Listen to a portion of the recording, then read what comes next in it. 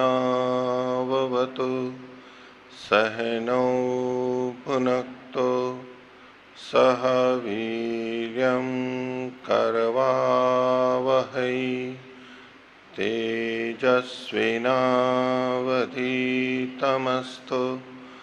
मा विद्विषावहै। ओम शांति शांति शांति।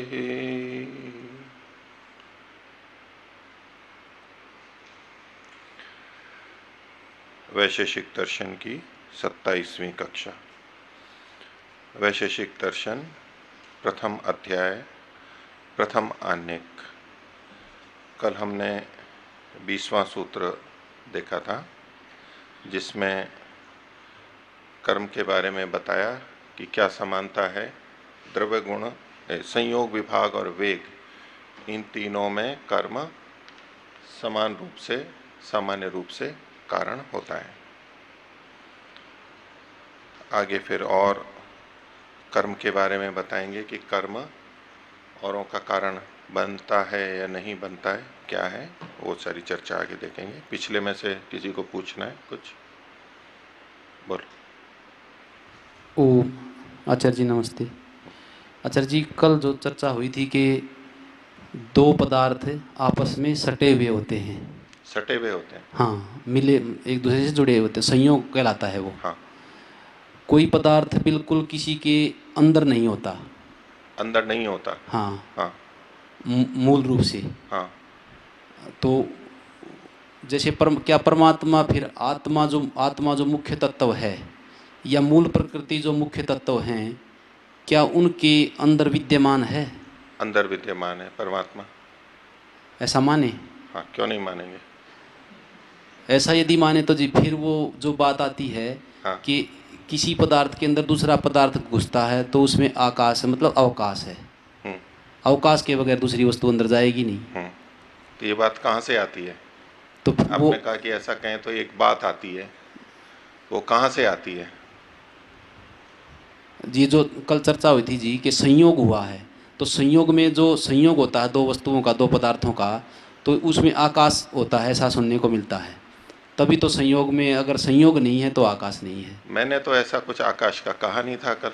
नहीं, आपने नहीं कहा था जी, मेरे को कल तो मैं आपने वही बताया था पूछ रहा पीछे था का। कहाँ से आएगी, तो फिर कल की आपने शुरू कर दी, मैंने बोला, और फिर बाद में कह जी ऐसी बात आ जाती है।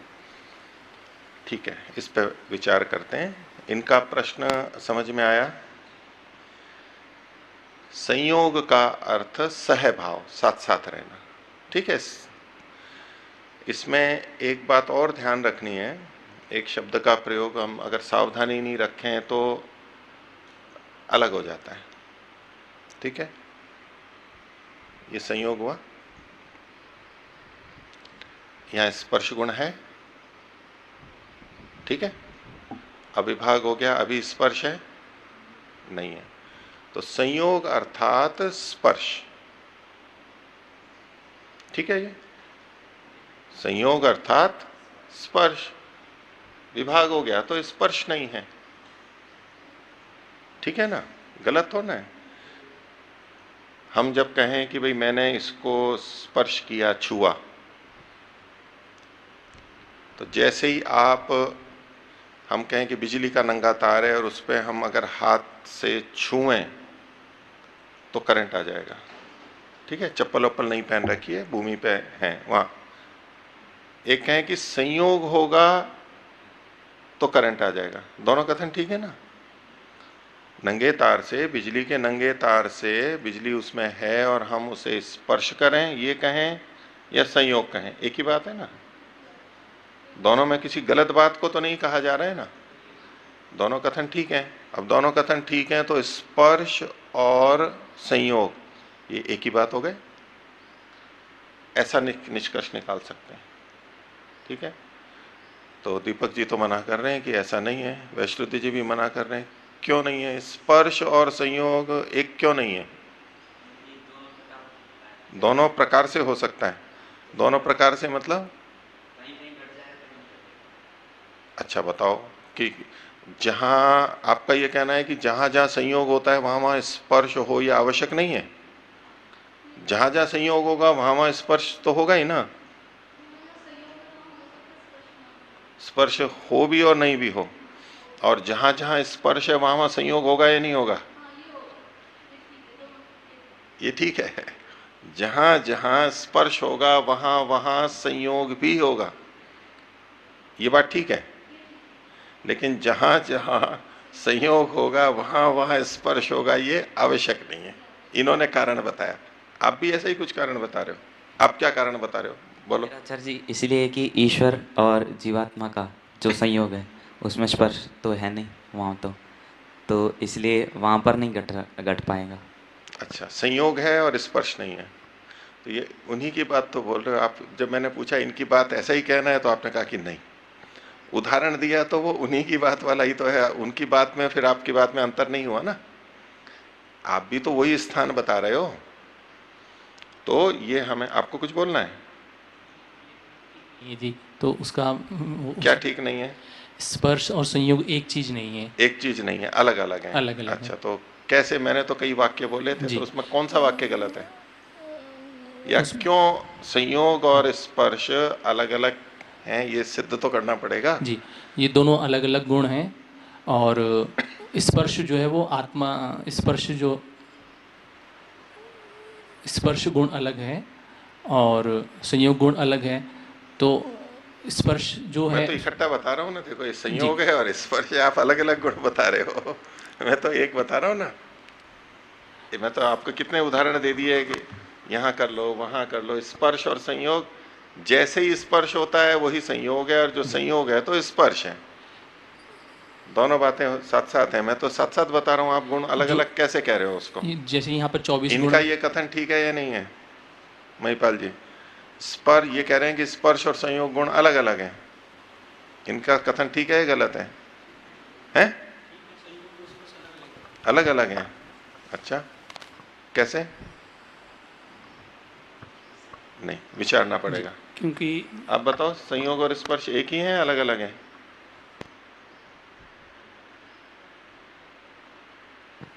एक ही है स्थूल रूप से। हैं? स्थूल रूप से देखें तो एक ही है। स्थूल रूप से देखें तो एक ही है, और सूक्ष्म रूप से देखें तो सूक्ष्म रूप से जैसे आत्मा परमात्मा का उदाहरण दिया। सूक्ष्म ही बताओ आप तो हमारे को।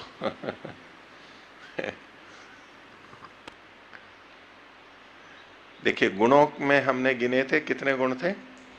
24। 17 कहो 24 कहो, तो वहां स्पर्श गुण अलग लिखा हुआ है ना, और संयोग गुण अलग लिखा हुआ है। तो शब्द प्रमाण से अगर एक ही होता तो दो अलग अलग गुण नहीं लिखे होते हैं वहां पर। इसका मतलब है दोनों अलग अलग हैं। ठीक है, स्पर्श गुण किसे कहते हैं? जो स्पर्श इंद्रिय के द्वारा ग्राह्य होता है वो स्पर्श, ऐसे हम कहेंगे। परमात्मा आत्मा में स्पर्श गुण नहीं है, उनमें शब्द स्पर्श रूप रस गंध ये गुण नहीं है उसमें।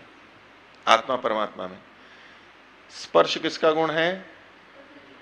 प्रकृति का। और महाभूतों की दृष्टि से कहें तो स्थूल भूतों में किसका? 5 स्थूल भूत हैं या सूक्ष्म भूत हैं तो वायु का, और वायु के बाद के जो बने हुए हैं, वायु अग्नि जल पृथ्वी, उसमें भी तो गुण आते हैं ना नीचे। तो स्पर्श गुण उन वस्तुओं में मिलेगा जो या तो वायवीय हो या आग्नेय हो, जलीय हो या पार्थिव हो। इन अणुओं में या इनसे बनी हुई वस्तुओं में स्पर्श गुण मिलेगा, और हमें नहीं मिलेगा। आकाश में स्पर्श गुण नहीं है, मन में स्पर्श गुण नहीं है। अब आपने जो पहले कहा था कि जो प्रकृति से बना हुआ है उसमें स्पर्श गुण है, तो मन भी प्रकृति से बना हुआ है, उसमें स्पर्श गुण माने या नहीं माने? आकाश भी प्रकृति से बना हुआ है, जो प्राकृतिक है, उसमें स्पर्श गुण माने या ना माने? तो वैशेषिक की दृष्टि से इनमें स्पर्श गुण नहीं माना जाएगा। सूक्ष्म इंद्रियां हैं, 5 ज्ञानेंद्रियां, 5 कर्मेंद्रियां, अहंकार, बुद्धि तत्व और मूल प्रकृति भी, जो स्पर्श गुण अभिव्यक्त के रूप में जब मानते हैं ना वैशेषिक की दृष्टि से, तो नहीं होगा। पर कुछ वहां पर ये कि भाई कार्य में गुण आया है, यानी वायु और आगे के पदार्थों में आया है, तो कारण में भी होना चाहिए, यानी मूल प्रकृति में भी स्पर्श गुण होना चाहिए। पर वो स्पर्श ग्राह्य नहीं है, इसलिए उसको न माना जाता है। कुछ दृष्टि से कहते हैं कि नहीं, उसमें भी स्पर्श गुण होगा। तो आप बहुत अधिक व्यापक कर भी लेंगे तो मूल प्रकृति और प्रकृति से बने पदार्थों में स्पर्श गुण होगा। वो स्पर्श गुण को फिर टकराहट के रूप में देखते हैं, लेकिन ये आवश्यक नहीं है। ठीक है, तो वो उदाहरण ठीक है कि आत्मा परमात्मा का और परमात्मा का प्रकृति के साथ में स्पर्श है या संयोग है? संयोग है। ठीक है, हमें ज्ञान होता है, ठीक है, हम ये छूते हैं स्पर्श इंद्रिय से तो हमें स्पर्श का पता लगता है। तो संयोग एक अलग बात है और स्पर्श एक अलग बात है। ये बात उनका कथन ठीक था। जहां जहां स्पर्श है वहां वहां तो संयोग है, ये तो कह सकते हैं। ठीक है, यही तो कहा था ना आपने, जहां जहां स्पर्श है वहां वहां संयोग है, ये हम कह सकते हैं। लेकिन जहां जहां संयोग है वहां वहां स्पर्श है, ऐसा नहीं कह सकते, क्योंकि कुछ संयोगों में स्पर्श होगा और कुछ संयोगों में स्पर्श नहीं होगा। अब हम जो छू रहे हैं हम स्पर्श गुण कह रहे हैं। अब दो जड़ वस्तुएं हैं, वो आपस में जुड़ेंगी तो आपस में संयोग होगा, तो क्या कहेंगे उनको? स्पर्श गुण। मान लो दीवार में दो ईंटें रखी हुई हैं, एक ईंटें एक के ऊपर रखी हुई हैं, तो उनके बीच में स्पर्श है, संयोग तो है, संयोग में कोई विवाद नहीं है, लेकिन वहां स्पर्श है। हम यूं कहते हैं नहीं, एक दूसरे को छू रही हैं, एक ईंट दूसरी ईंट को छू रही है, एक ईंट पे दूसरी ईंट ऐसे ऐसे बनाया है, तो एक ईंट दूसरी ईंट को छू रही है, हम ये कहते हैं छू रही है। तो हम यूं भी कहते हैं स्पर्श कर रही है, तो स्पर्श कर रही है तो स्पर्श गुण है वहां पर, हम ये कहने लगेंगे। ठीक है, तो ये जो स्पर्श का है, ठीक है, वो वस्तु में स्पर्श है, गुण है, उसका हम बोध करें या ना करें, लेकिन जो स्पर्शेंद्रिय से ग्राह्य होता है, स्पर्शेंद्रिय का जो विषय होता है, उसको स्पर्श कहते हैं।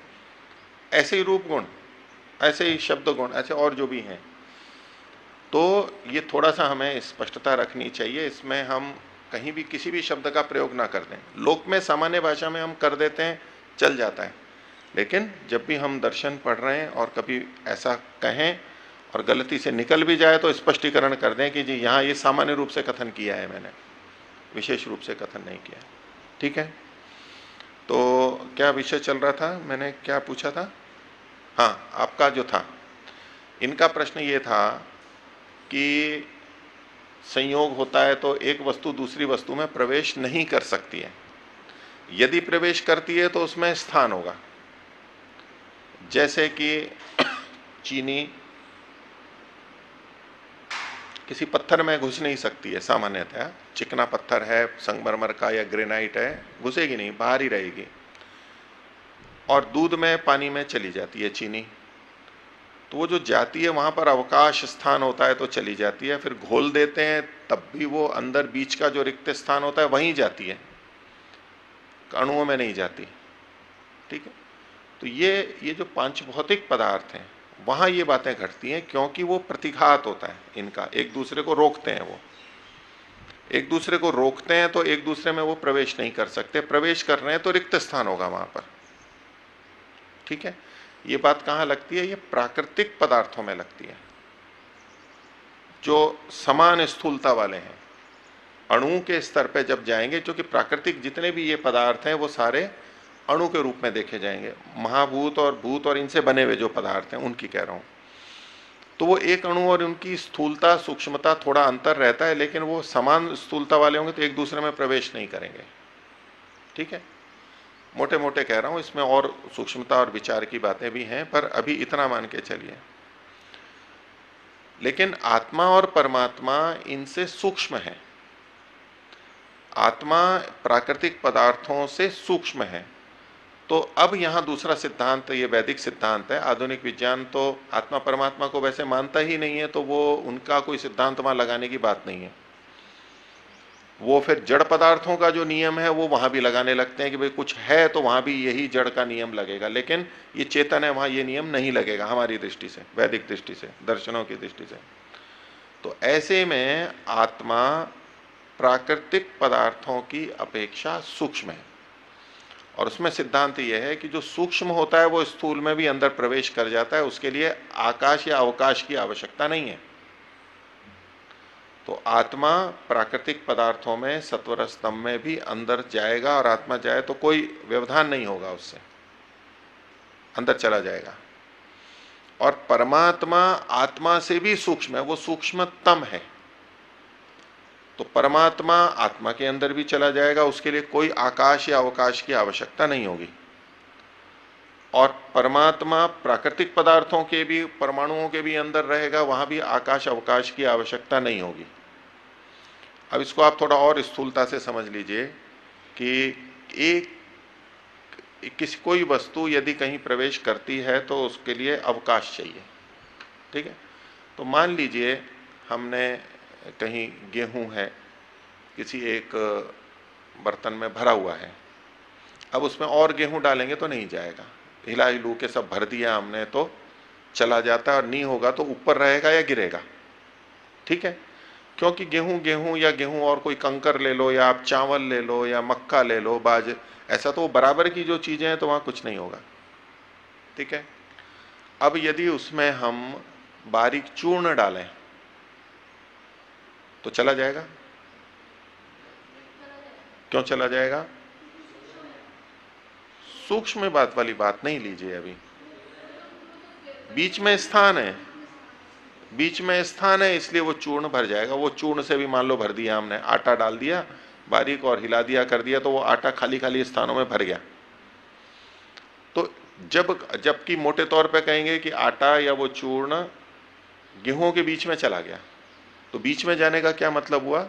गेहूं के अंदर नहीं गया है, जो रिक्त स्थान था वहां पर गया है, भर गया वो भी। अब उसमें हम ऊपर से पानी और डाल दें तो पानी जाएगा ही नहीं जाएगा? जाएगा। कैसे जाएगा? क्योंकि बीच में रिक्त स्थान है, इसलिए चला जाएगा वो। आटे के बीच में और भी जो गेहूं के बीच में जो स्थान था, आटे ने भी सारा नहीं भरा, कहीं कहीं खाली रह गया, और आटे के कण के बीच में भी स्थान है। तो ये सब उदाहरण हम जब देखते हैं तो हमारे मन में क्या सिद्धांत बैठता है कि एक वस्तु यदि दूसरे में प्रवेश कर रही है तो वो आसपास में प्रवेश करती है, ठीक है, अंदर नहीं करती है। अब उदाहरण दूसरा ले लीजिए, वही गेहूं को ले लीजिए। गेहूं ले लिया हमने, अब इसे एक सिद्धांत निकाल लिया। अब गेहूं ले लिया और गेहूं को पानी में डाल दिया, या चना ले लो सरलता के लिए, मूंग ले लो, पानी में डाल दिया, तो उसमें पानी जा सकता है?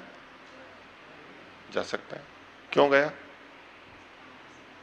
क्यों गया? अंदर कैसे चला गया उसमें?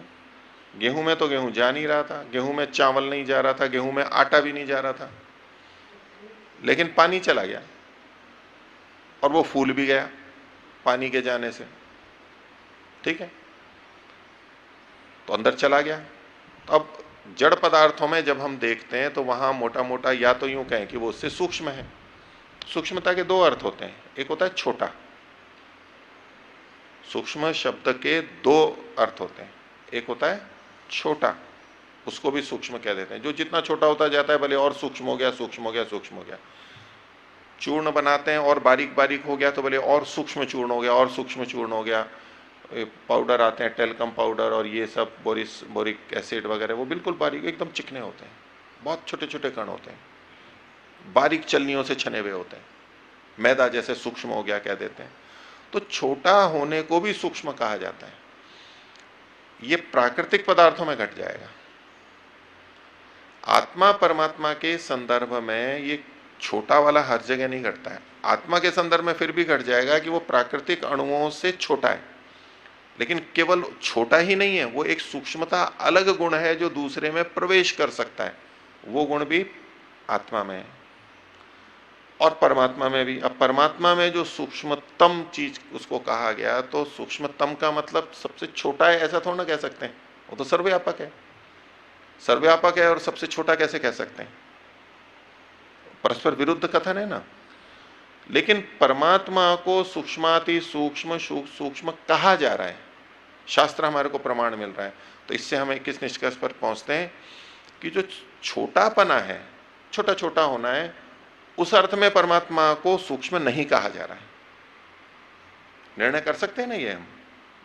और इससे हमें यह भी पता लगता है कि फिर सूक्ष्म शब्द का प्रयोग छोटे के लिए भी किया जाता है तो दूसरे अर्थ में भी किया जाता है, दो अर्थों में प्रयोग होता है। उपनिषद का वचन मिलता है हमारे को, अणोरणीयान महतो महीयान, परमात्मा के लिए कहा जाता है। वो अणु से भी अणु है, अणु से भी अणु है, और महतो महीयान, महत से भी बड़ा है, आकाश से भी बड़ा है और अणु से भी छोटा है। तो बहुत से आपने सुने होंगे, लोग बाग बोलते भी हैं, लिखते भी हैं, विद्वान भी बोलते रहते हैं, और भी आदत रहती है कि परमात्मा ऐसा विचित्र है कि वो छोटे से छोटा भी है और बड़े से भी बड़ा है। ऐसे ही अर्थ करते हैं उपनिषद के इस वचन का।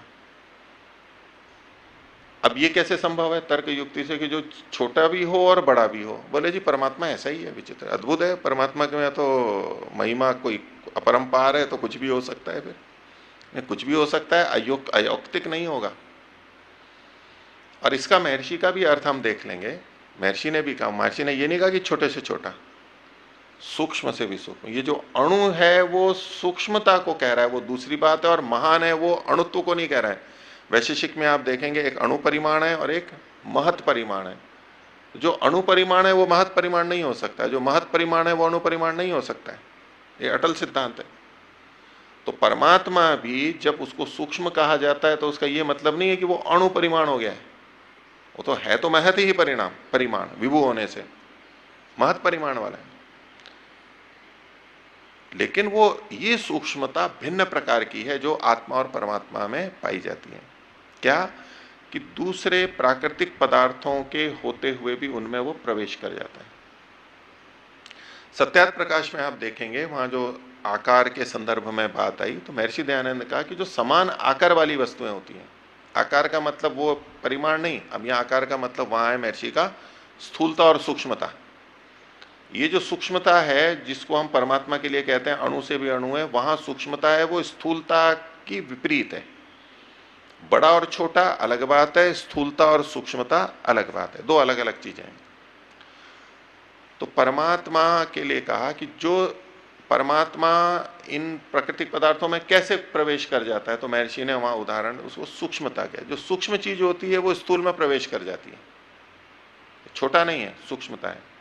इसीलिए आधार पे कहा जाता है कि आत्माओं की जिनकी स्थूलता है सूक्ष्मता समान है, वो एक दूसरे में प्रवेश नहीं कर सकती। इसलिए एक आत्मा में दूसरी आत्मा प्रवेश नहीं कर सकती।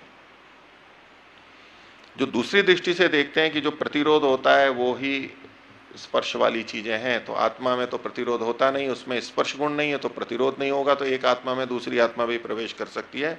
और संसार की या पूरे जितनी भी आत्माएं हैं वो सब एक में एक आ सकती हैं, ऐसा कथन आ जाता है। ये सिद्धांत विरुद्ध बात है। दो आत्माओं में समानता रहेगी, वो एक दूसरे में प्रवेश नहीं कर सकते, लेकिन आत्मा प्राकृतिक पदार्थों में प्रवेश कर सकती है बिना अवकाश के, ये विशेषता है। तो जो अवकाश वाला हम कथन करते हैं प्रवेश करती है, तो हम चूंकि ऐसा ही देखते हैं, इसलिए आत्मा परमात्मा के बारे में जब कहा जाता है कि वो सबके अंदर व्यापक है, तो वही अर्थ लेते हैं कि आसपास में होगा, अंदर नहीं। वो अंदर भी है और बाहर भी है, यही उसकी विशेषता है। ठीक है, तो परमात्मा का अलग है और औरों का अलग है। हो गया? और कोई? ओम जी, नमस्ते आचार्य जी। कल जो सूत्र हमने देखा था,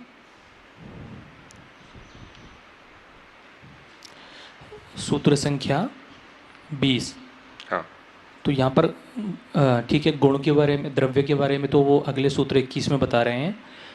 तो गुण की दृष्टि से क्या केवल संयोग विभाग और वेग का ही कारण कर्म है, ये अभिप्राय इस सूत्र से ले सकते हैं, या केवल संयोग विभाग और वेग के सामान्य कारण वेग होता है, ये बताया गया है।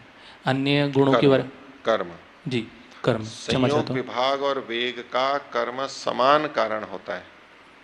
तो यहाँ पर अन्य गुणों की समानता, कर्म समानम कहा तो वाक्य रचना तो यही है, लेकिन वो कहना ये चाहते हैं कि कर्म इन तीन को उत्पन्न करता है, ठीक है, और किसी गुण को उत्पन्न नहीं करता है। हाँ, ये अभिप्राय ले सकते हैं इसमें, दोनों दृष्टि से देख सकते हैं। उसमें यदि कहीं ऐसा विरोध, इस कथन से कहीं विरोध प्रतीत होता है तो फिर विचार कर लेंगे कि भाई ये उदाहरण ऐसा मिल रहा है कि यहां कर्म से संयोग विभाग वेग के अतिरिक्त कोई चीज हुई है, ठीक है। तो क्योंकि जहां जहां भी कुछ होगा वहां संयोग पूर्वक ही होगा, तो ये दर्शन में तो यही उत्तर दे देते हैं कि कर्म सीधा कारण नहीं है, वो परंपरा से बनेगा, ठीक है। तो मान लीजिए कोई नीचे कोई फल है या कुछ भी चीज, पत्थर है, हमने हथौड़े से उसको यूं मारा और उसमें टुकड़े हो गए, ठीक है। तो कर्म से वहां नीचे क्या उत्पन्न हुआ, हमने ये कर्म किया ना, मारा तो टुकड़े हो गए वहां पर। तो पहले एक था तो एक संख्या थी वहां पर, और मारा तो कई टुकड़े हो गए, जितने भी 5, 10, 2, 4। तो वो जो संख्या गुण की उत्पत्ति हुई है 2, 4, 5, इसमें कारण कौन है, कर्म कारण है, कर्म से हो गया, ऐसे कहेंगे ना। संख्या, अब इन्होंने तो 3 ही गुण बता रखे हैं, संयोग विभाग और वेग, 3 ही बता रखे हैं, तो ये तो नए गुण उत्पन्न हो गए, ठीक है। तो इन चीजों को हमेशा ये संयोग पूर्वक मानते हैं कि जो हमने कर्म किया उस कर्म से संयोग हुआ, वो संयोग आघात वाला था, वेग साथ था, तो इसलिए वो वस्तु भंगुर थी, उसके बल के उससे जितना उसका था उसके हिसाब से वो टूट गई है, बिखर गई। अब जो संख्या गुण आया है वो विभाग के कारण से आया है, उससे जो हमने चोट मारी तो पहले संयोग उत्पन्न हुआ, साथ में वेग गया, आघात लगा, वहां विभाग उत्पन्न हुआ, संयोग का नाश हुआ, संयोग का नाश हुआ, विभाग हुआ, और जितने विभाग हुए उतने हम संख्या के रूप में देख सकते हैं कि 2, 4, 5, 10 जितने टुकड़े हो गए। तो परंपरा से तो मानेंगे, लेकिन जो सीधे उत्पत्ति होनी है वो यहां नहीं मानी जाती, वो संयोग विभाग और वेग के लिए है। इसकी तो हमने चर्चा पीछे की ही थी कि तंतुओं में जो संयोग हो रहा है वो पट के रूप का कारण बनेगा नहीं बनेगा, क्योंकि संयोग जो तंतुओं में कर्म हुआ, अगर वो कर्म नहीं होता तो कपड़ा नहीं बनता और कपड़े का जो रूप है वो भी नहीं आता, कह सकते हैं ना हम, इसमें कोई दोष तो नहीं है इसमें। तंतुओं में कर्म हुआ, उससे वस्त्र बना, और वस्त्र बना तो उसका अपना जो भी आकार प्रकार था, पतला मोटा खुरदरा जो भी था, उसका कपड़े का आकार रंग रूप आ गया, भार आ गया, तो उसमें कारण कर्म बना, ऐसे हम कह सकते हैं मोटे तौर पे। लेकिन वैशेषिक दर्शन से देखेंगे तो ये उसको कारण नहीं मानते, क्योंकि वो दूसरे को कारण मानते हैं। तो पट की उत्पत्ति में कारण संयोग है, कर्म नहीं, और कर्म को मानेंगे तो परंपरा से मानेंगे, इसे परंपरा से कहते हैं, यानी साक्षात कारण नहीं है, पीछे से कारण बनता है। और पट के जो रूप है उसका कारण भी, उसका कारण संयोग तक को नहीं मानते।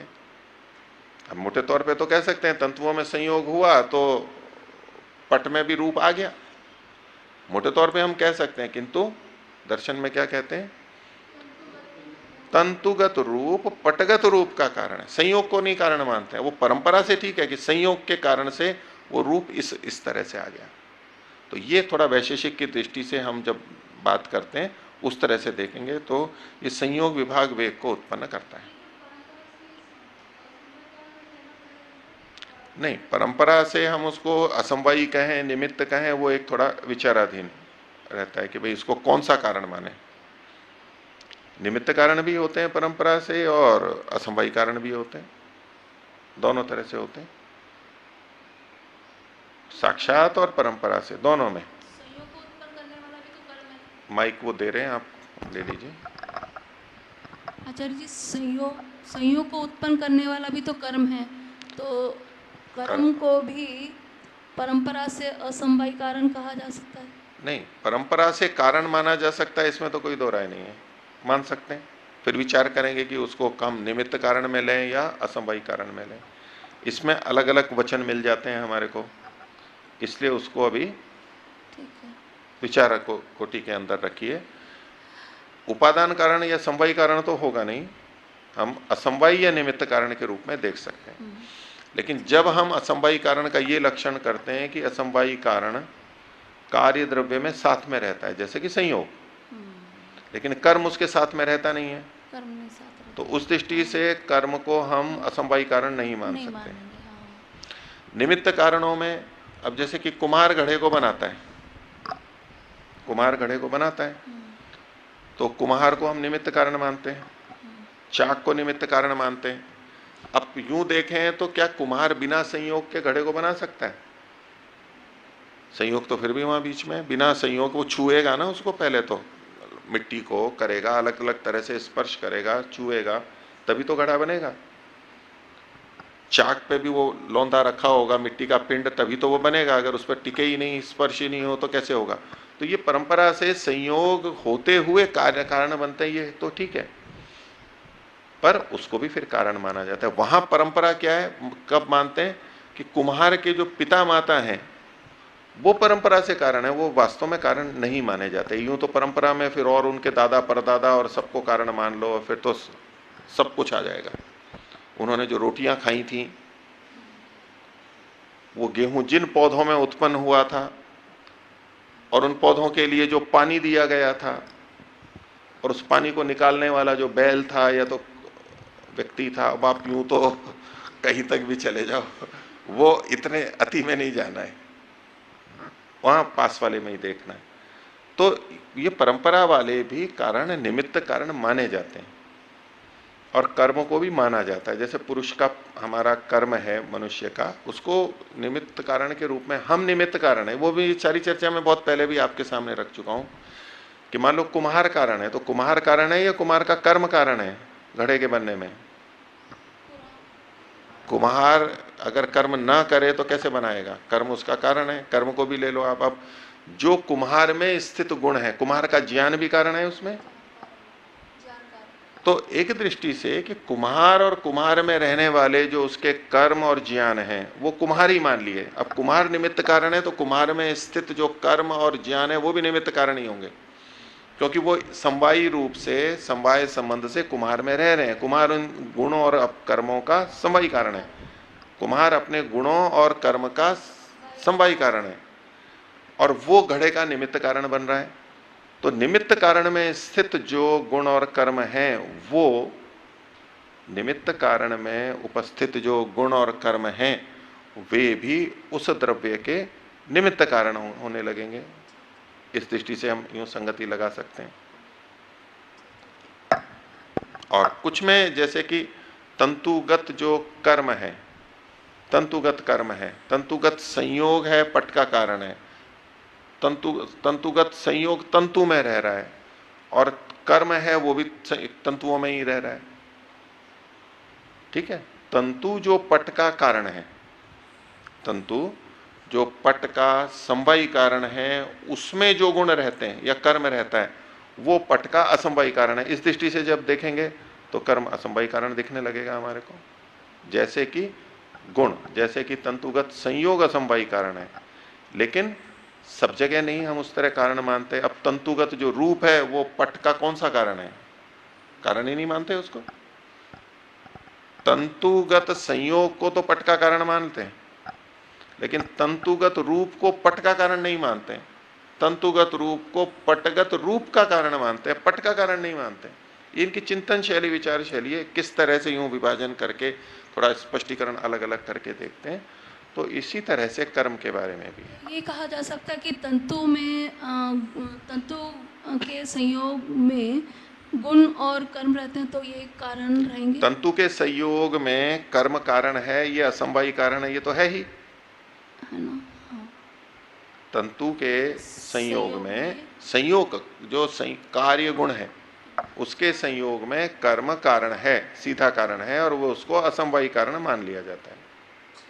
ठीक है, तंतु नहीं, असमवायी, तंतु समवायी कारण हो गए, और ये जो कर्म है क्योंकि वो सीधे उत्पन्न कर रहा है उसको, संयोग को, यद्यपि उसके साथ में नहीं रहेगा, संयोग के साथ में, तंतुगत संयोग के साथ में तंतुगत कर्म नहीं रहेगा, क्योंकि कर्म क्षणिक है, अलग हो जाता है।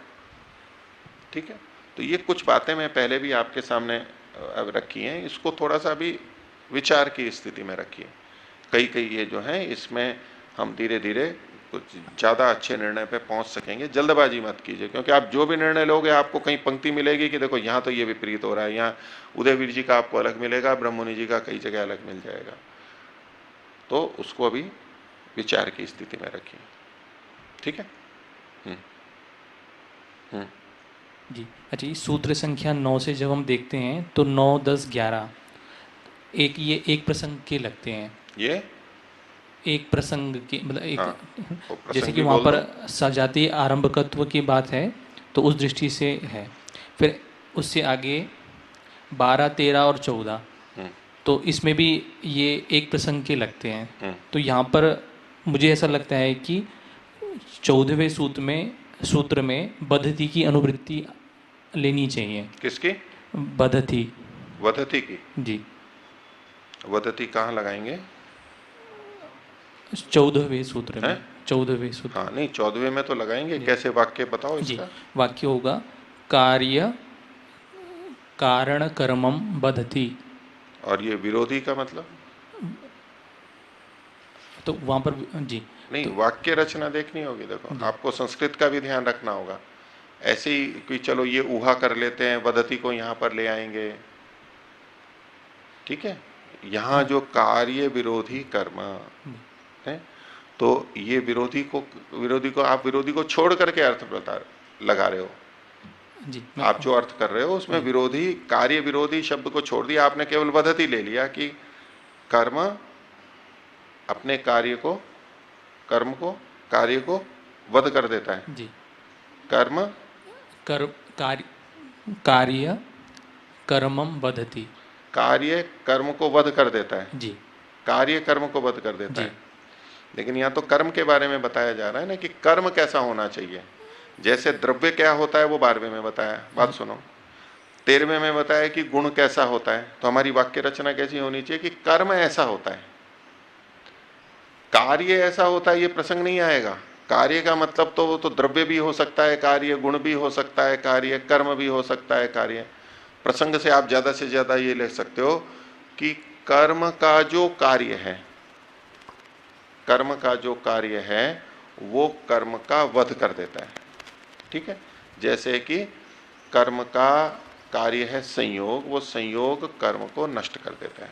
ठीक है, तो कार्य विरोधी का अर्थ क्या किया इन्होंने? कार्यम विरोधी यस्य तथा भूतम कर्म। विरोधी का मतलब कर्म खलु स्वकार्येण विरुध्यते विरम्यते विनश्यते। तो वदति और विनश्यते वही तो बात है। तो अब वदति को नीचे लेने की क्या आवश्यकता है? तो सूत्रार्थ में कार्य विरोधी शब्द से ही निकल करके आ रहा है। सूत्रार्थ का नहीं मतलब इसका हम ये अभिप्राय ले सकते हैं कि फिर जब हम अभिप्राय, इन्होंने कहा ना, इन्होंने तो कहा ही ना कि कर्म किसी का नाश नहीं करता, कर्म तो बद्ध होता है। कर्म तो बद्ध होता है अपने कार्य के द्वारा। तो इसका यही तो मतलब हुआ कि कार्य अपने कर्म को वध कर देता है। कर्म से जो कार्य उत्पन्न होता है वो अपने कर्म को वध कर देता है, यही तो कहा गया है।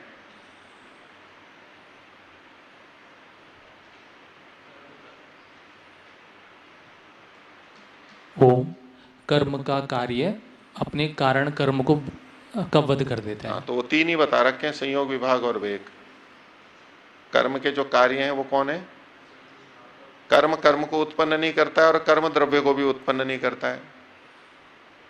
कर्म गुण को उत्पन्न कर सकता है, तो 3 गुण बता दिए, संयोग, विभाग और वेग। तो कर्म के कार्य कौन होंगे? संयोग, विभाग, वेग।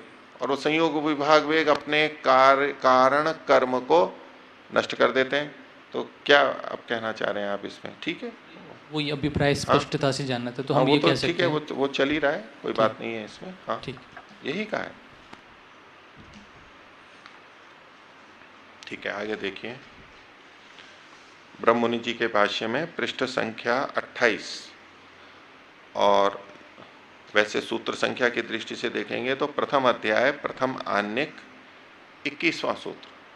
यहाँ चूंकि 21 और 22 दोनों साथ साथ में लिखे हैं, दोनों का एक साथ करेंगे, तो उसकी भूमिका में पुनश्च और कुछ बात को कह रहे हैं कि कर्म कैसा होता है।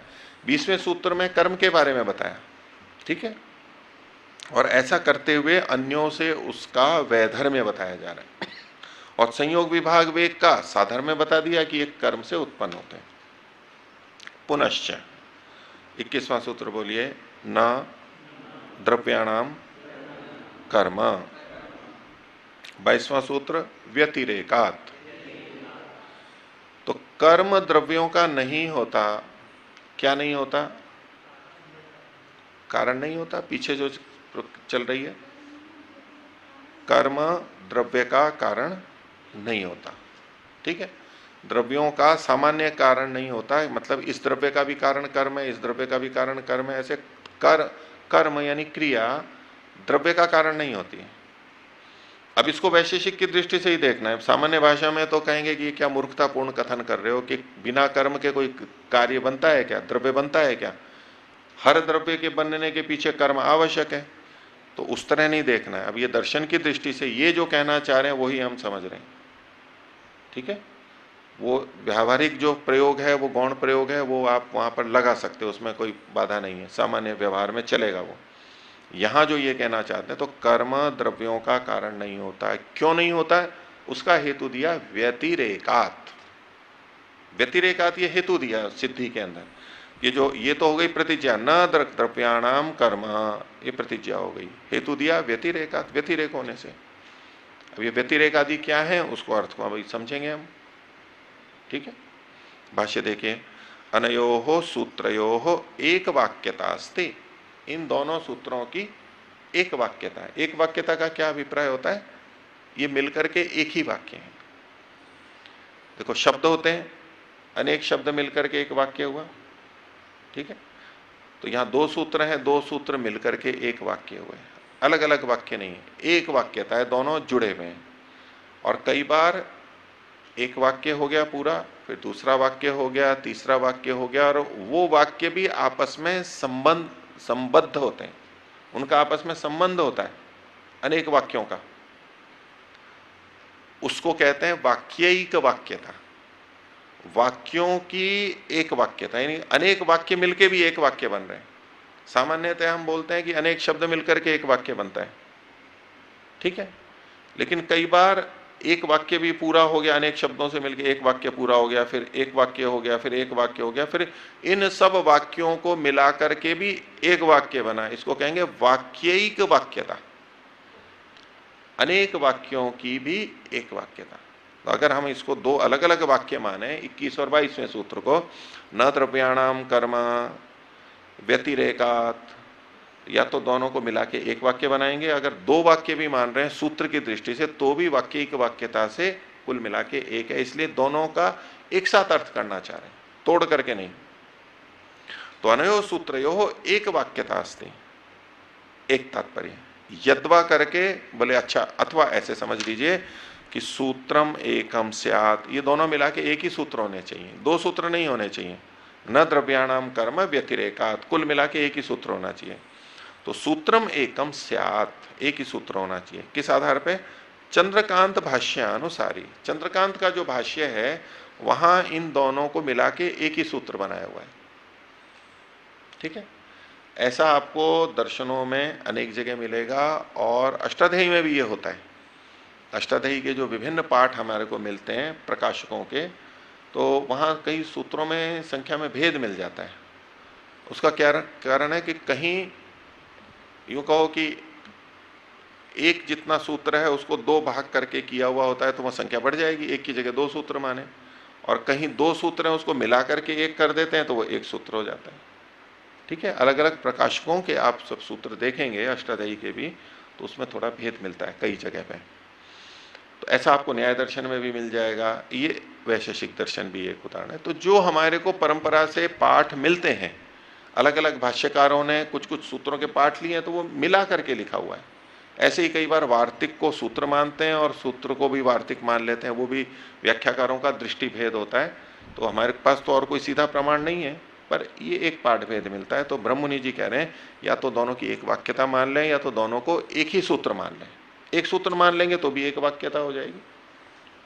भाष्य देखिए आगे, द्रव्याणाम कर्म न को पीछे ले आए, न भवति।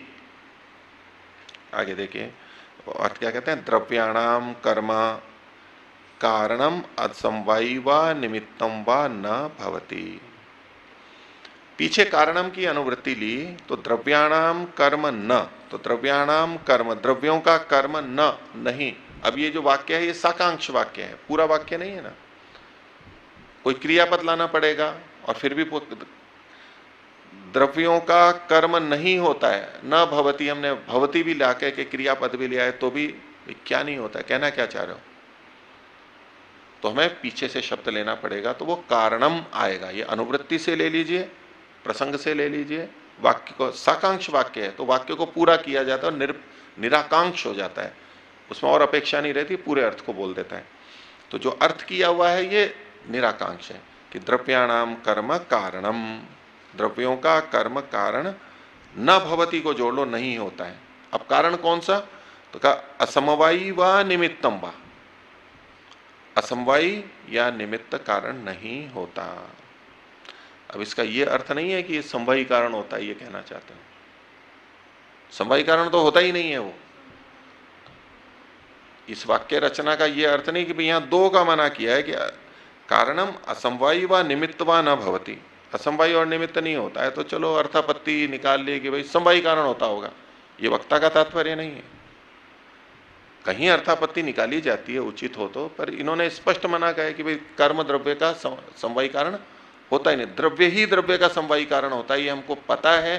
तो अब इस वाक्य का हम अर्थ जो लेंगे, इससे समवायी कारण कभी भी नहीं निकालेंगे। ठीक है, आगे देखिए। अब ये जो भवती शब्द लिखा है, इसके नीचे इन्होंने एक टिप्पणी दी हुई है एक संख्या पर, कर्म के संदर्भ में। तो ये इनके अनुसार से कर्म न तो असमवायी कारण है न निमित्त कारण है, तो इसका ये भी अर्थ नहीं लेना, और असमवायी का भी मैंने मना कर दिया, तो यूं कहे कि फिर तो कर्म कारण ही नहीं बनता है, ये निकल करके आएगा। ये नहीं, द्रव्यों का ये ध्यान रखना है, किस संदर्भ में बात कही जा रही है। कर्म द्रव्यों का कारण नहीं होता है, लेकिन गुण और कर्म तो होते हैं ना, उसके संदर्भ में तो हम विचार कर सकते हैं। और कर्म कर्म का कारण नहीं होता है, वो भी बताएंगे। तो कुल मिला के कहां निकलेगा, कर्म गुणों का कारण होता है, और गुणों में भी किसका, पिछला सूत्र बता चुके हैं, संयोग विभाग और वेग, इनका कारण होता है। तो द्रव्यों का कारण नहीं होता है। ये क्यों ऐसा कहा? क्योंकि समाज में कर्म को द्रव्य का कारण माना जाता है। मोटे तौर पे देखते हैं तो कर्म को द्रव्य का कारण, जो कार्य द्रव्य उत्पन्न हो रहा है उसका कारण माना जाता है।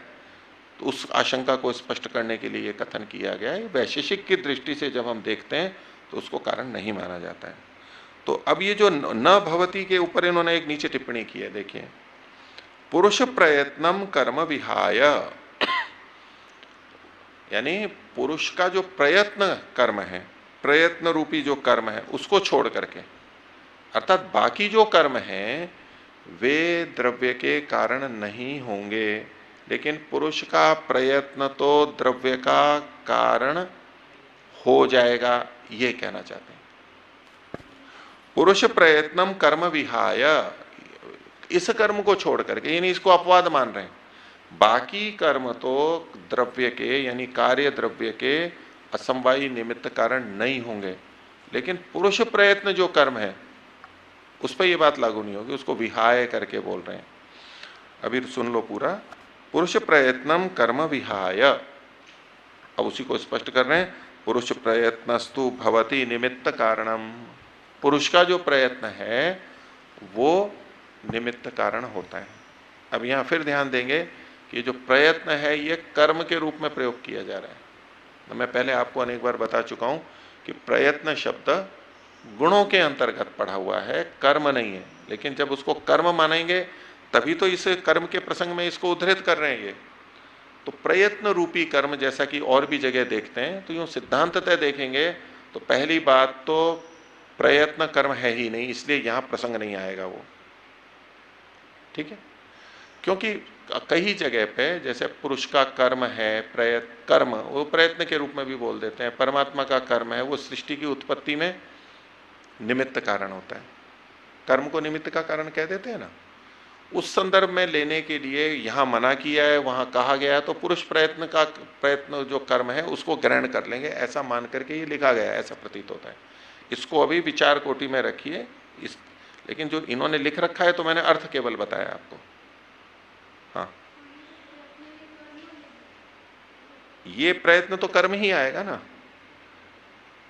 ये तो प्रयत्न और कर्म में भेद है, ये हमारे को मैं आपको अनेक बार बता चुका हूं। ठीक है, अब कौन कहां कैसा लिख रहा है वो आप अपने आप स्पष्ट आप समझ भी सकते हैं उस बात को। आगे देखिए, जो ये पहली पंक्ति में कहा इसी को अब ब्रह्ममुनि जी खोल रहे हैं। संयोग विभाग वेगानाम गुणानाम तु कर्म कारणम भवति। संयोग विभाग और वेग, इन तीन गुणों का तो कर्म कारण होता है, जो पिछले सूत्र में कहा गया 20वें में। आगे, यद्यपि तंतुषु कर्मणा पट द्रव्य से उत्पत्तिर्भवति। अब साथ में कह रहे हैं कि तंतुओं में कर्म से पट द्रव्य की उत्पत्ति होती है। ठीक है, होती है, लेकिन परंतु तंतुषु वर्तमानम तत्कर्म, लेकिन तंतुओं में विद्यमान जो वो कर्म है पट द्रव्य से कारणम दर्शन शास्त्रे न स्वीक्रियते, उसको दर्शन शास्त्र में कारण नहीं माना जाता है। क्यों नहीं माना जाता है वो भी चर्चा आपके सामने हो गई है कि तंतुगत कर्म तंतुगत संयोग का कारण बनता है।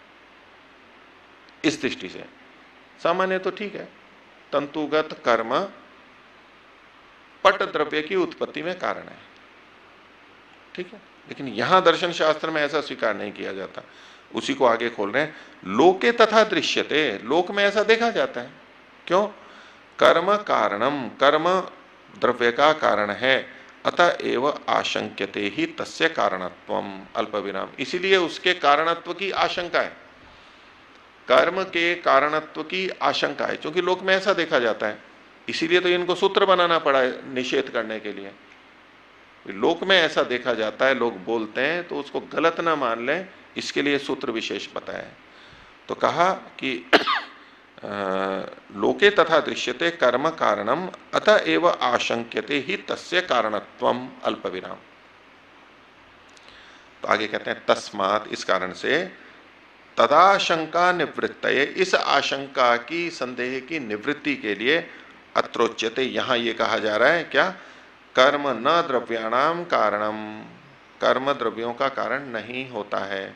अब इसमें देखो ये सूत्रार्थी है, न द्रव्याणाम कर्म, कारणम को साथ में जोड़ दिया, ये अनुवृत्ति से आया, और आप अध्याहार करके क्रिया भवति आदि जोड़ सकते हैं वहां पर, अस्ति भवति अस्भु कुछ भी जोड़ सकते हैं यहाँ पर, ठीक है, होता है या है, भवति अस्ति बोल जोड़ सकते हैं। कर्म न द्रव्याणाम कारणम, तो नहीं होता, ये तो हुआ वक्तव्य या प्रतिज्ञा। अब उसकी सिद्धि के लिए कारण बताना है तो कहते हैं कुतः, कैसे कह दिया आपने, तो व्यतिरेकात, जो ये 22वां सूत्र है वो उसका हेतु बनेगा। पंचमी विभक्ति है, हेतु में पंचमी विभक्ति आई हुई है यहाँ पर, व्यतिरेकात। व्यतिरेकात को ये खोल रहे हैं ब्रह्ममुनि जी, अनन्वयात, एक शब्द अभी सुन लो, अर्थ आगे देखते हैं। अनन्वयात, इसी को आगे खोल रहे हैं व्यतिरिक्तत्वात् कर्मणः, कर्मणः ये षष्ठी विभक्ति है, कर्म के, अनन्वयात अनन्वित होने से, व्यतिरिक्तत्वात् व्यतिरिक्त होने से, तो अनन्वयात और व्यतिरिक्तत्वात् ये व्यतिरेकात को ही खोला है।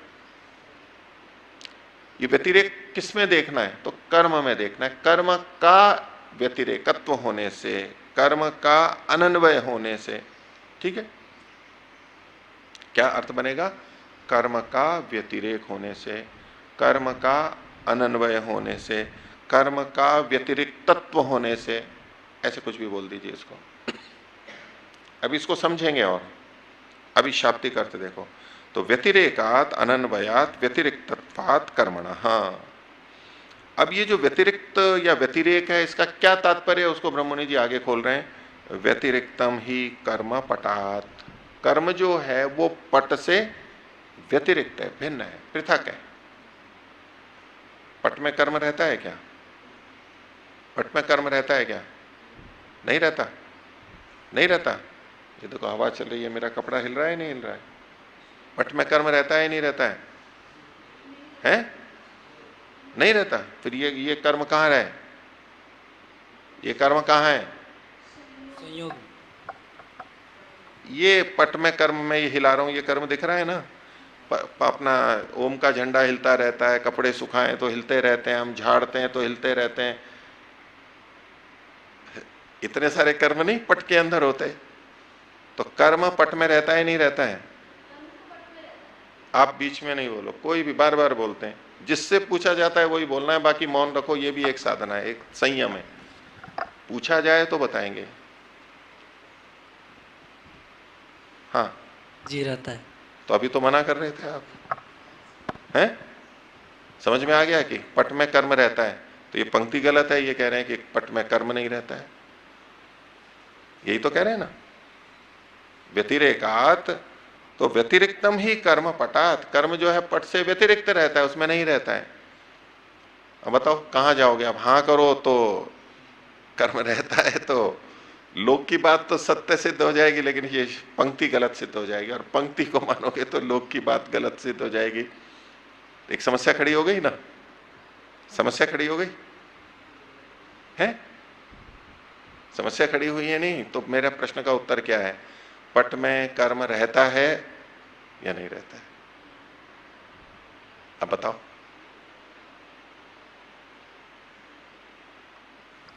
पुस्तक में नहीं मिलेगा उत्तर, आपको ये ढूंढते रहो।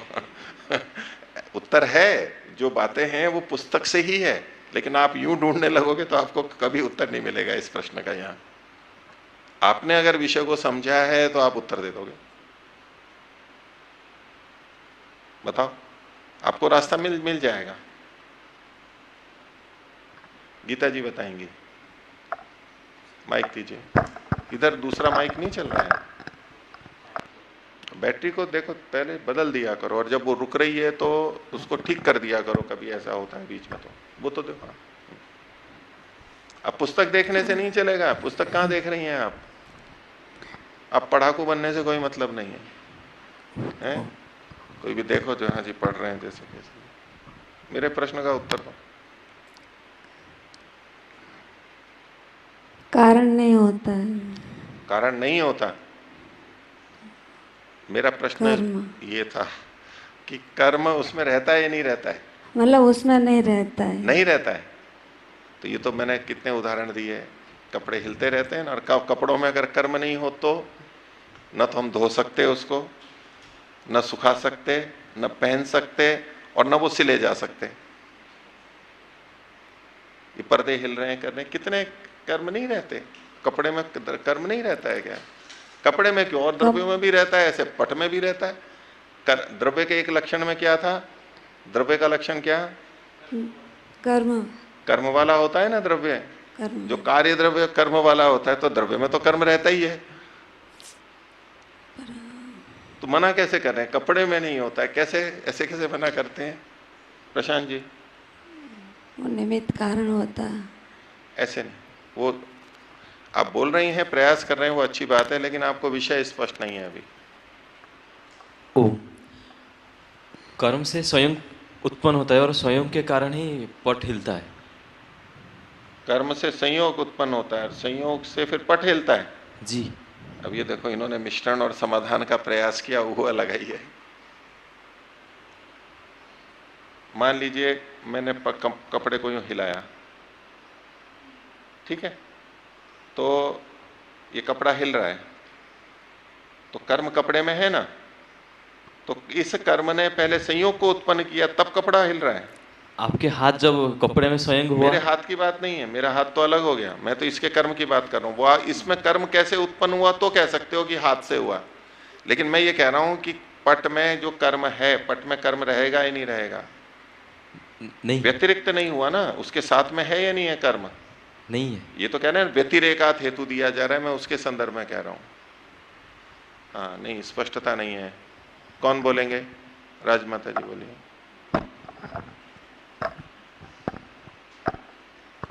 ओम। कर्म अपने समवायी कारण में तो रहता है, लेकिन जो संयोग में कर्म हो रहा है वो समवायी कारण नहीं बन रहा, वो वहाँ नहीं रहेगा। फिर से बोलिए, फिर से बोलिए। कर्म अपने समवायी कारण में रहता है, पट में जो हिल रहा है वो कर्म उसमें रहता है। पट में जो भी कर्म हो रहा है वो कर्म पट में रह रहा है, क्योंकि कर्म का समवायी समवायी कारण कारण भी द्रव्य पट होता है। है। ठीक है, वो भी हमने लक्षण में देख लिया है। हाँ जी, तो इसका मतलब हुआ कि कर्म पट में रहता है, रहता है। उससे व्यतिरिक्त नहीं है। अब आगे दूसरा और वाक्य व्यतिरिक्त भी बोलिए। रहता है। हाँ। कर्म होगा तो है, नहीं होगा तो नहीं है। दूसरा जो संयोग में कर्म हो रहा है वो तो समवायी कारण की बात ही नहीं हो रही है, वो तो परंपरा से निमित्त कारण बन रहा है, संवेत होकर के नहीं रहता, अन्वित नहीं है वो। ठीक है, देखिए इसको आपको स्पष्ट क्या करना चाहिए। कर्म कर्म शब्द तो यूं तो सामान्य समान है, आप दोगे उत्तर? बोलो महिपाल जी।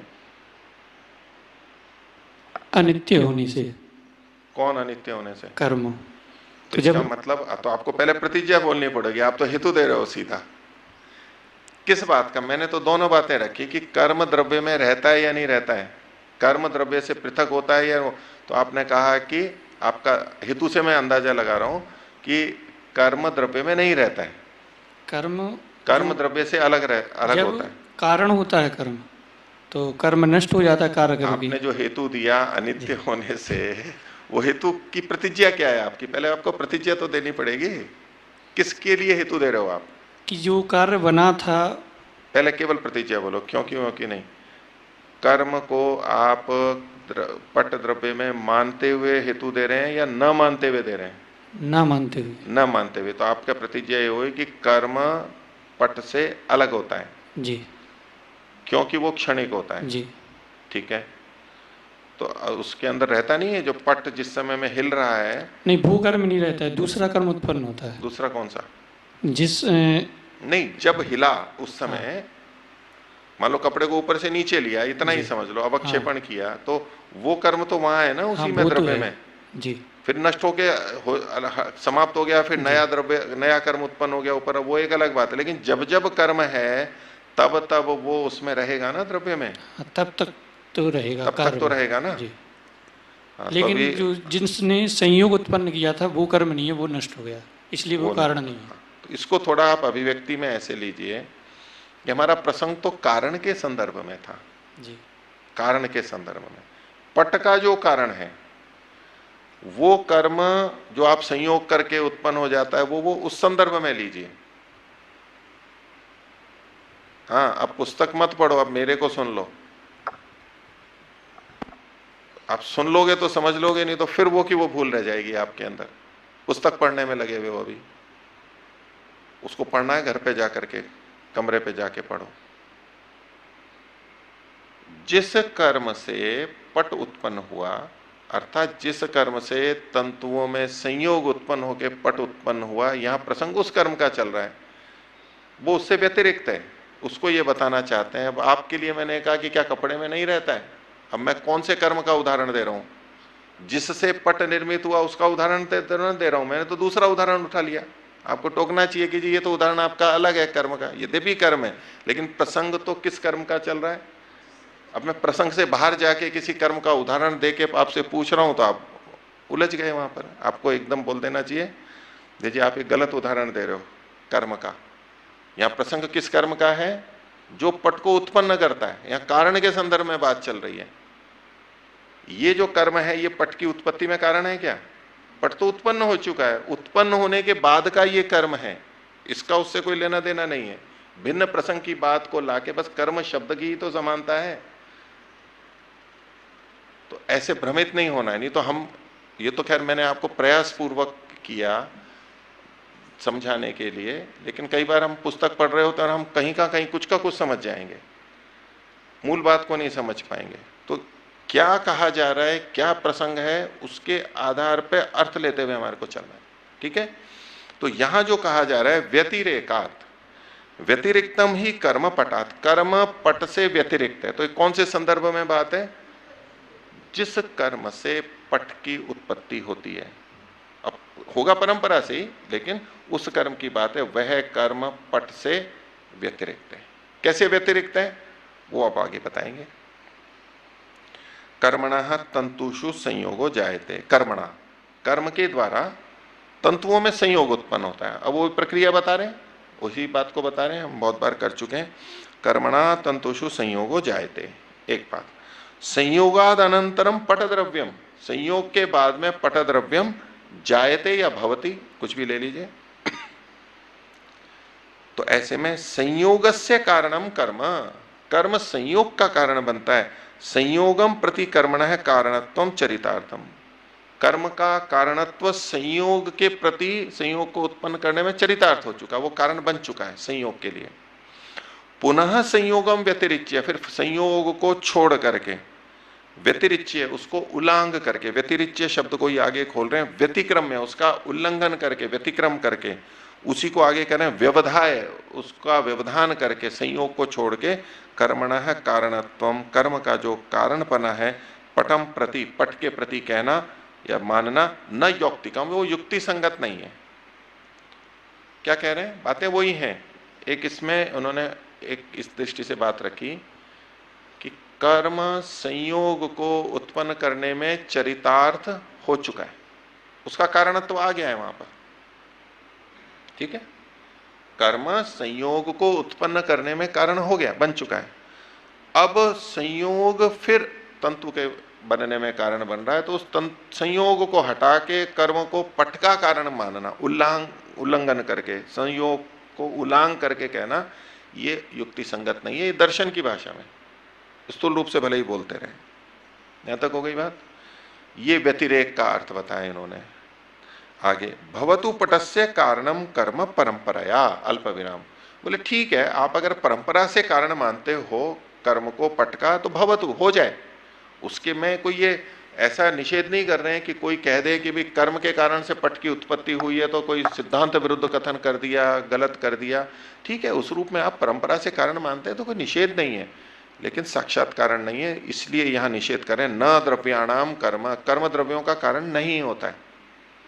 आगे, तो न तो साक्षात इति सूत्रकार से लक्ष्यम, सूत्रकार क्यों ऐसा कह रहा है कि न द्रव्याणाम कर्म कारणम, तो साक्षात कारण नहीं है, ये कहना चाहता है सूत्रकार, इतना ही तात्पर्य। आगे, उक्तम ही स्वयं सूत्रकारेण 10वाध्याय, बोले 10वें अध्याय में सूत्रकार ने स्वयं भी कहा है। आगे सूत्र हम देखेंगे। कर्मणो असमवायी कारणत्वम परंपराया, कर्म का पट के प्रति जो कारणपना है, समवायी कारणपना है, वो परंपरा से होगा, साक्षात नहीं होगा। कर्म पट का कारण बनेगा भी तो परंपरा से बनेगा, साक्षात नहीं बनेगा। ये परंपरा से शब्द को बार बार बोल रहे हैं, और परंपरा से मानेंगे तो ये असमवायी कारण मान रहे हैं, कर्म को पट का असमवायी कारण मान रहे हैं, ये इनका कथन है उस दृष्टि से। हाँ बोलो। तो जी, फिर उस दृष्टि से कारण जो होगा समवायी कारण असमवायी कारण, तो उसमें भी हमको साक्षात और परंपरा ऐसे दो वर्ग बनाने चाहिए। वो इस तरह से लेना ही पड़ेगा, साक्षात और परंपरा, क्योंकि यद्यपि तंतुओं में ही संयोग है और तंतुओं में ही कर्म है, ठीक है, दोनों तंतुओं में ही है, विद्यमान है, उस दृष्टि से एक ही है। लेकिन पट की दृष्टि से जब देखेंगे, पट की दृष्टि से देखेंगे तो संयोग तंतुओं का कारण, पट का कारण बन रहा है, लेकिन कर्म पट का वैसे कारण नहीं है। और दूसरी दृष्टि से दूसरा अर्थ भी नीचे बताएंगे, तो कर्म पट के साथ में नहीं रहता है, संयोग तो रहता है। तो 10वां अध्याय कर्मणो असमवायी कारणत्वम परंपराया, वो सूत्र लिख रहे हैं आगे, कारणे समवायात कर्माणि, ये वैशेषिक 10-2-3 ये सूत्र संख्या लिखी हुई है, उसके बाद में पूर्ण विराम लगा लीजिए, ये वाक्य पूरा हो गया। इसको खोला नहीं है, ये बोले वहां आएगा, ये अपनी पुष्टि कर रहे हैं कि हम जो कह रहे हैं परंपरा से कारण है तो मान सकते हैं। तो इसका यही है कि कर्म कारण में समवाय से कार्य का, द्रव्य का कारण बन जाता है। कारण में समवाय से मतलब पट का जो कारण, समवायी कारण तंतु, उसमें समवाय संबंध से रहने वाला कर्म, तंतुगत कर्म, क्योंकि तंतुगत कर्म है वो समवाय संबंध से रहता है तंतु में। तो कारण में समवाय संबंध से रहने के कारण से तंतुगत संयोग पट का कारण मान लिया गया। ठीक है, होगा परंपरा से। आगे व्यतिरेकात, ये जो शब्द विपरीत अल्प विराम में लिया है, फिर कहते हैं पदम अन्य भाष्यकार ही अन्यथा व्याख्यातम। ये जो सूत्र 22वां है, या तो ये पद है, इसको अन्य व्याख्याकारों ने अलग रीति से कहा है। इन्होंने अपनी रीति से जो अर्थ करना था वो कर दिया, दूसरे कुछ अलग अर्थ करते हैं, उसका उल्लेख करेंगे, उसका ये निषेध कर रहे हैं और अपने अर्थ की पुष्टि कर रहे हैं। दोनों अर्थों में थोड़ी सी भिन्नता है, वो जो ब्रह्ममुनि जी कहना चाह रहे हैं वो हम नीचे देखेंगे। व्यतिरेकात पदम अन्य भाष्यकार ही अन्यथा व्याख्यातम। तो ये जो अन्य भाष्यकार हैं उन्होंने तत्र, तत्र मतलब वहां, अन्य भाष्यकारों के भाष्य में तत्र व्यतिरेक शब्द से, व्यतिरेक इस शब्द का निवर्तनम अभावश्च अर्थ विहितो, दो अर्थ के, निवर्तन या अभाव, ये अर्थ किया। तो निवर्तन का मतलब होगा कि कर्म के द्रव्य से निवर्तन होने के कारण से। व्यतिरेक का अर्थ क्या लेंगे? निवर्तन होने के कारण से। दूसरा है अभाव, तो कर्म के कार्य द्रव्य से में अभाव होने के कारण से। तो निवर्तनम अभावश्च अर्थ भी, तो ये दो अर्थ किए हैं, निवर्तन या अभाव। कैसे किए हैं? यत, उनकी पंक्ति को यहां उद्धृत कर रहे हैं। कर्मणः संयोगो जायते, कर्म से संयोग उत्पन्न होता है, एक बात। संयोगा द्रव्यम उत्पद्यते, संयोग से द्रव्य उत्पन्न होता है। और निवृत्ते कर्मणि, कर्म के उससे निवृत्त हो जाने पर, यद्वा अथवा दूसरे ढंग से कहें तो द्रव्योत्पत्ति समय, द्रव्य की उत्पत्ति के समय कर्मणो अभाव, कर्म का अभाव होता है। जिस समय द्रव्य उत्पन्न हो रहा है उस समय कर्म का अभाव है। द्रव्य की उत्पत्ति से पहले तो कर्म था, लेकिन द्रव्य के उत्पन्न होते समय कर्म नहीं है, उत्पन्न होने के बाद कर्म नहीं है। तो द्रव्योत्पत्ति समय कर्मणो अभाव, तो निवृत्ति और अभाव का क्या तात्पर्य है वो इन्होंने कहा।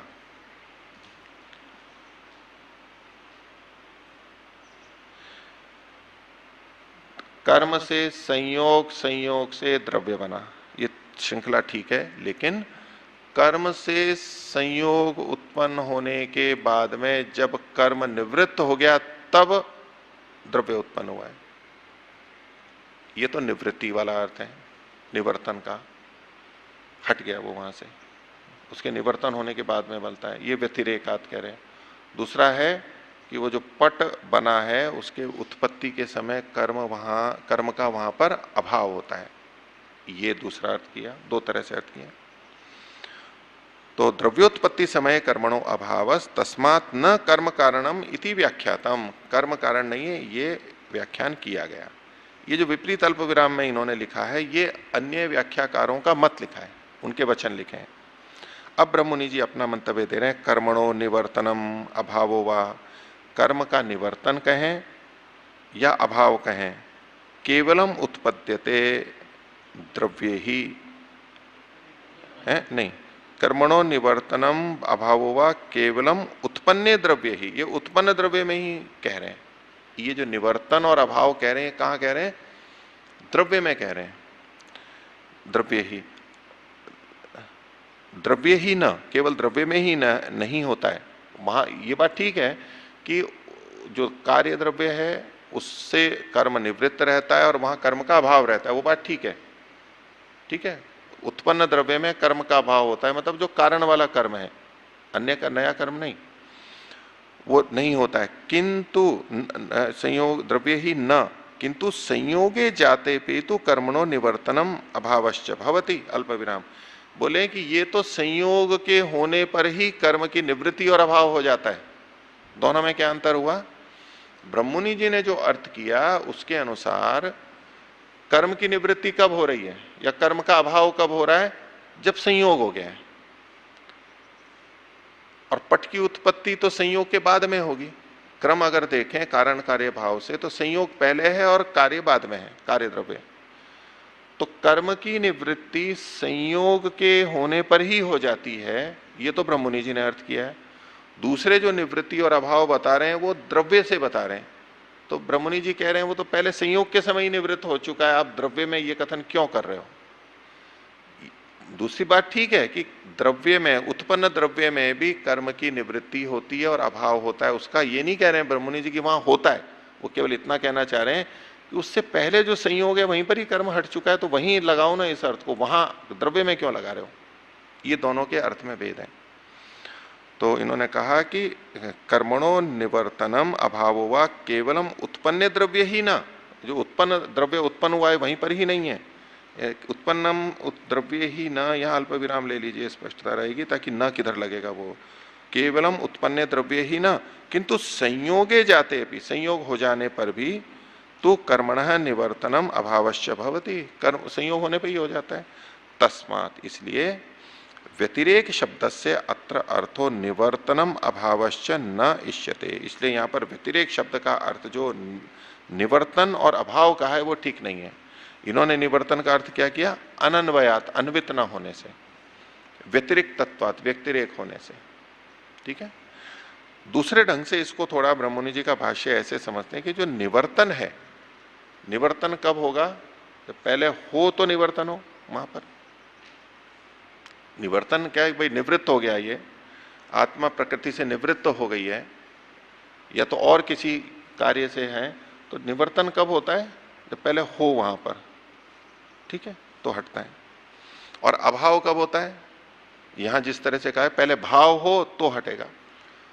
तो जो कार्य द्रव्य है उसके साथ में कर्म रहता ही नहीं है, जो उत्पादक है कारण का कर्म जो है वो वहां साथ में रहता ही नहीं है, तो वहां ना तो निवर्तन घटेगा और न ही अभाव घटेगा। संयोग के साथ तो घटेगा, क्योंकि कर्म से संयोग उत्पन्न होता है, तो वहां साक्षात योग है, वहां आप निवर्तन कह सकते हो और वहीं उसका अभाव भी कह सकते हो, कार्य के साथ तो था ही नहीं वो। तो इसलिए संयोग के साथ कहना ये ठीक है, वहां कहना ठीक नहीं है, ये उन्होंने अन्य व्याख्याकारों का निषेध किया। थोड़ा सा भेद है, अगर आप बहुत ज्यादा भेद नहीं करते हो तो दोनों एक ही बात लगेगी, कि उसमें दोनों में कोई अंतर ही नहीं लगेगा, लेकिन ये जिस अंतर को बताना चाह रहे हैं वो आपके सामने स्पष्ट रख दिया है। तो आज का पाठ इतना ही रखते हैं। प्रणव तो नहीं। ओ